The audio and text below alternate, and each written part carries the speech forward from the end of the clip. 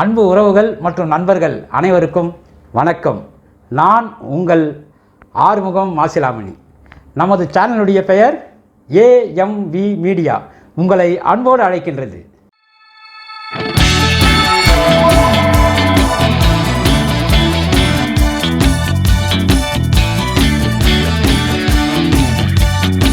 நம்ம சேனலை பார்த்துட்டு சப்ஸ்கிரைப் பண்ணுங்கள், லைக் பண்ணுங்கள், ஷேர் பண்ணுறீங்களா? இன்றைக்கி நம்ம என்ன பார்க்க போகிறோம்? வாங்க நம்ம வீடியோவில் போய் பார்த்து தெரிஞ்சுக்கலாம். வாங்க. ஆன்மீக அன்பர்களுக்கு வணக்கம். இன்று நாம் தரிசனம் செய்யக்கூடிய கோவில் பெரும்பேடு ஸ்ரீ முத்துக்குமாரசுவாமி கோவில் ஆகும். இந்த கோவிலானது பொன்னேரியை அடுத்த பெரும்பேடு என்ற கிராமத்தில் அமைந்துள்ளது. பொன்னேரியில் இருந்து பேருந்து மூலமாக இந்த பெரும்பேடு கிராமத்திற்கு வரலாம். ஆனால் இந்த பெரும்பேடு கிராமத்துக்கு போக்குவரத்து மிகவும் குறைவு. அரசு பேருந்தில் பயணம் செய்யலாம். 1 மணி நேரத்திற்கு ஒரு பேருந்து வருவதாக கூறப்படுகின்றது. 2 சக்கர வாகனம் மற்றும் கார் மூலமாக வருவது மிகவும் சிறப்பாக இருக்கும். இந்த கோவில் அருகே வந்தபோது இங்கே நிறைய பூஜை சாமான்கள் எல்லாம் விற்கக்கூடிய கடைகள் எல்லாம் வரிசையாக இருக்கின்றது. நுழைவாயில் செல்வதற்கு முன்பாக முத்துவேல் என்கின்ற ஒரு சன்னதி உள்ளது. அந்த சன்னதியிலே வேல் ஒன்று மிக கம்பீரமாக நின்று நமக்கு காட்சி தருகின்றது. அதனைத் தொடர்ந்து கோபுரம் மிக ஒரு எளிமையான முறையில் வேல் தாங்கி அதற்கு கீழே முத்துக்குமாரசுவாமி வள்ளி தெய்வானையுடன் நின்ற கோலத்திலேவும், இடதுபுறத்திலே விநாயகர், வலதுபுறத்திலே தண்டாயுதபாணி கோபுரத்துக்கு மேல்புறத்திலே அமர்ந்துள்ளார்கள். அந்த கோபுரத்தின் உட்பகுதிக்கு சென்று பார்த்தோமானால் அதே போன்று மேல் பகுதியிலே சிவபெருமான் அமர்ந்த கோலத்திலும் அம்பாள் அமர்ந்த கோலத்திலும் நமக்கு காட்சி தருகின்றார்கள். அதனை கடந்து உள்ளே சென்றால் முருகப்பெருமானின் வேல் ஒன்று கம்பீரமாக நிற்கின்றது. அதை அடுத்து கொடிமர ஸ்தம்பமும், அதை அடுத்து பலிபீடமும், அதனை அடுத்து முருகப்பெருமானின் வாகனமான மயில் அமைந்திருக்கின்றது. இதனைத் தொடர்ந்து மிக பெரிய மண்டபம் ஒன்றும், அந்த மண்டபத்திலே மிக சிறப்பான பஞ்சவர்ண வர்ணங்களை கொண்டு பல்வேறு ஓவியங்கள் எல்லாம் தீட்டப்பட்டு நமக்கு காட்சியளிக்கின்றது. மூலவர் சன்னதி நுழைவாயிலே இடதுபுறம் முத்து விநாயகரும், வலதுபுறம் முத்து தண்டாயுதபாணியினுடைய சன்னதிகள் தனித்தனியாக அமைந்துள்ளது.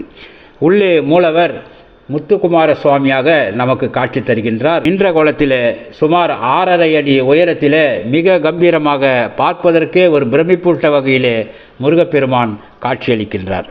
இங்கே வள்ளியும் தெய்வானையும் இடம் மாறி அமர்ந்த கோலத்தில் உள்ளார்கள். இந்த கோலம் வேறு எங்குமே நாம் பார்க்க முடியாது. உலகத்திலே இந்த ஒரு கோயிலில் மட்டும்தான் இவ்வாறு காணப்படுவதாக கூறப்படுகின்றார்கள். அதாவது இடதுபுறத்தில் வள்ளியும் வலதுபுறத்தில் தெய்வானையும் உள்ளார்கள். இது போன்ற அமைப்பை பார்ப்பது மிக மிக மிக அபூர்வம். அதே போன்று இங்குள்ள மூலவர் சிலை 3/6/1976 ஆண்டு காலை 8:30 மணி அளவில் வண்டி பாதையை சமன் செய்யும் பொழுது முருகனும் வள்ளி தெய்வானையும் ஆகிய 3 சிலைகள் சுயம்புவாக இங்கு எழுந்தருளியதாக கூறப்படுகின்றது. அதனை நினைவூட்டும் வகையிலே அந்த இடத்திலே ஒரு செப்பு தகடிலே இந்த விவரங்களை எழுதி பதித்து வைத்து இருக்கின்றார்கள். அது ஒரு மிகவான சிறப்பாகும். அதனை தொடர்ந்து இச்சிலை சுமார் 700 அல்லது 800 ஆண்டுகளுக்கு முந்தைய சிலையாக இருக்கும் என்று கணிக்கப்பட்டு கூறப்படுகின்றது. இங்கு முருகர் பிரம்ம சாஸ்தாவாக காட்சியளிக்கின்றார். மூலவராகவும் உற்சவராகவும் முத்துக்குமார சுவாமி இங்கே அருள் பாலிக்கின்றார். இங்கு விநாயகர் தனி சன்னதியில் இடதுபுறம் கன்னி மூலையில் அமர்ந்து உள்ளார். திருமண தடை நீங்க இந்த விநாயகரை வழிபட்டு வலம் வந்தால் திருமணம் விரைவில் நடைபெறுவதாக கூறப்படுகின்றார்கள். கருவறை கோஷ தெய்வங்களாக முத்து விநாயகர், முத்து தட்சிணாமூர்த்தி சுவாமி, முத்து விஷ்ணு, முத்து பிரம்மா, முத்து துர்கை ஆகியோர் உள்ளார்கள். துர்கை அம்மனுக்கு முன்பாக சண்டிகேஸ்வரர் சன்னதியும் அமைந்துள்ளது. முத்துக்குமார சுவாமி மூலவர் சன்னதிக்கு வலதுபுறத்தில் சிவபெருமான் அம்பாள் சன்னதி உள்ளது. சிவபெருமான் சன்னதிக்கு முன்பாக நந்திகேஸ்வரரும் பலிபீடமும் அமைந்துள்ளது. சிவபெருமான் கிழக்கை நோக்கி லிங்க வடிவத்திலே நமக்கு காட்சி தருகின்றார். வலதுபுறத்திலே அம்பாள் தெற்கை நோக்கி நின்ற கோலத்திலே நமக்கு காட்சி தருகின்றார். இங்கு சிவபெருமான் முத்து ஜோதீஸ்வரர் என்றும் அம்பாள் முத்து அன்னபூரணீஸ்வரி என்றும் அழைக்கப்படுகிறார்கள். வெளிப்பிரகாரத்தின் வழியிலே காலபைரவருக்காக தனி சன்னதி அமைந்துள்ளது. இதனை அடுத்து இங்குள்ள மூலவர் முத்துக்குமார சுவாமி வள்ளி தெய்வானை சுயம்புவாக எழுந்தருளிய இடம் என்று ஓர் அறிவிப்பு பலகை வைக்கப்பட்ட இடமும் உள்ளது. அதனைத் தொடர்ந்து சூரிய பகவான் குதிரை கட்டிய தேரிலே வருவது போன்ற ஓர் அமைப்பில் சிலை அமைக்கப்பட்டுள்ளது.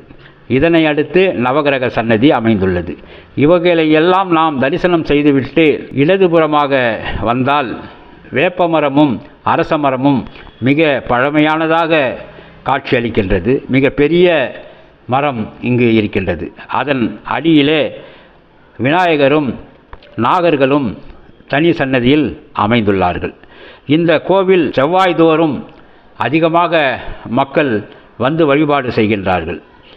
இங்கே வருகை புரிந்து வழிபட்டால் திருமண தடைகள், குழந்தை பாக்கியம், தொடர்ந்து 6 வாரங்கள் இக்கோவிலுக்கு வந்து விளக்கு போட்டு வழிபாடு செய்தால் விரைவில் திருமணம் நடைபெறும் என்றும் குழந்தை பாக்கியம் உண்டாகும் என்றும் கூறப்படுகின்றது. மன நிம்மதி கிடைக்கவும் பிரச்சனைகள் நீங்கவும் இங்கு வந்து வழிபட்டால் அவைகளெல்லாம் நீங்குவதாக கூறப்படுகின்றது. நாமும் பொன்னேரி அடுத்து பெரும்பேடு கிராமத்தில் அமைந்துள்ள பெரும்பேடு ஸ்ரீ முத்துக்குமார சுவாமி கோவிலுக்கு வந்து முருகரை வழிபாடு செய்து மன நிம்மதியும் நமது பிரச்சனைகளையும் நீங்கி வளமோடு வாழ்வோமாக.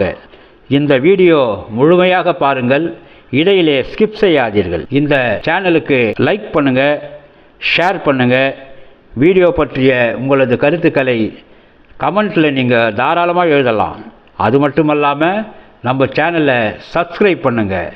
நன்றி, வணக்கம். வாங்க நம்ம தொடர்ந்து இந்த கோயிலை பார்க்கலாம்.